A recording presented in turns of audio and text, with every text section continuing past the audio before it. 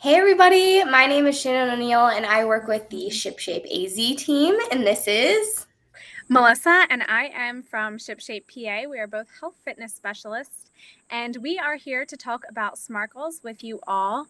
So I just wanted to give a brief explanation for what is a SMART goal.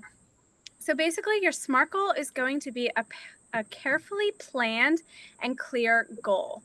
This is going to be something that's easy to tackle. So basically, just figuring out how are you going to accomplish a specific goal that you have. So that leads us into our first category, which is specific. So we're going to go through all the acronyms.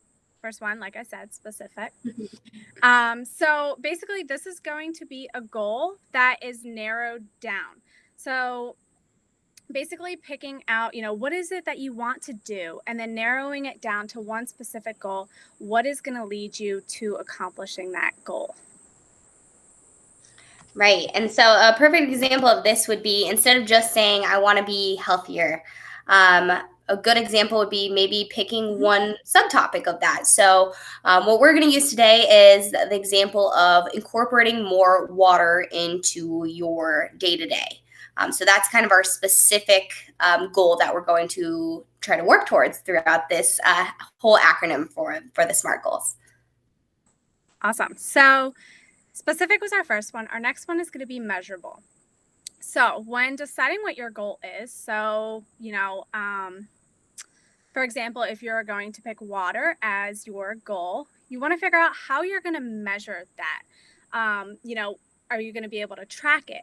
Are you going to have a fitness app to track if you're having a fitness goal? So how are you going to be able to measure what this goal is? Exactly. And again, like a good solid example of this, we want to think hard numbers when we think of something measurable. So, like Melissa had said, are you tracking these numbers in like a MyFitnessPal app? Are the ticks on your water bottle just to measure exactly how much water you're drinking?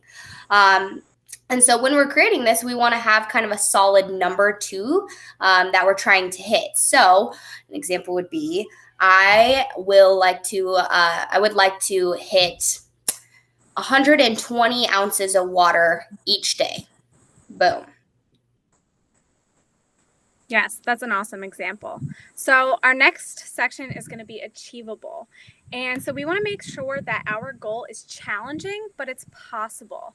So you want to make sure that you can achieve this. So if you were going to ask yourself, on a scale of 1 to 10, how achievable is this goal? If it's towards the lower end, you might want to reconsider your SMART goal and choose something that, is going to be challenging, but like I said, still possible, maybe higher up on that scale. Exactly. And I love the fact that Melissa brings up the point of the 1 to 10 scale of just how likely is it that this is achievable for you. If I were to say I'm going to drink 3 gallons of water a day when I normally don't even drink, 1 gallon of water, that's totally unrealistic and unachievable for myself. And so thinking of just on that 1 to 10 scale, if I'm sitting at an 8 and I'm pretty comfortable with it, okay, then that's definitely doable. But if I'm down at a 1, then we might need to look at possibly restructuring the goal. Mm-hmm. And our next section is going to be how relevant, how realistic is this goal to you? So basically, still following along those lines of how achievable is that goal to you, you want to make sure that this goal is something you're capable of doing. So I'll let Shannon go ahead into an example, making sure, that this is something that you are capable of. If not, again, reevaluating that SMART goal. Go ahead, Shannon, with your example. Yeah. So like again, so I want you to think like achievable and then the realistic. So the A and the R are pretty similar. They kind of go off of each other, right? So am I going to achieve this goal, and is it actually realistic to my nature? Do I have the time to do this, the capacity to do this? So if like again, we're going to use that example of if I'm out here saying that I'm going to drink 3 gallons of water, that's a little bit out of out of reach for me. So again, just reassessing and really looking at, okay, do I have the time? Do I have the resources? Do I have all these things? So that really is it achievable and realistic to my life right now? Yeah, that was awesome. So that brings us to our last topic, and that is timely. So the T for smart, timely. So basically, when it comes to this, you want to make sure that you give yourself a real deadline with your goal. A goal that you might reach someday doesn't give you, that discipline, that timely manner of, okay, I'm going to get this done in 7 days. Let me give myself a 1 week goal. See if you can accomplish that in 1 week. So just making sure that you're giving yourself that deadline to reach that goal. Exactly. And again, Melissa hit it right on the nail Mhm. about just like if I were to say that I want to achieve my goal in 4 weeks, like you need to give yourself kind of that hard deadline.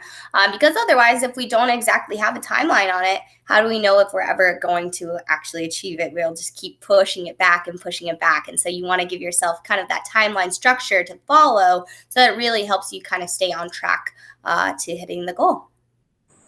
Yes, that was an awesome point, Shannon.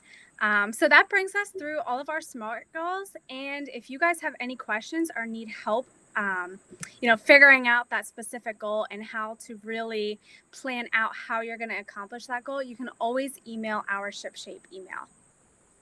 Thank you all so much and happy smart goal setting. Thanks, everybody. Bye.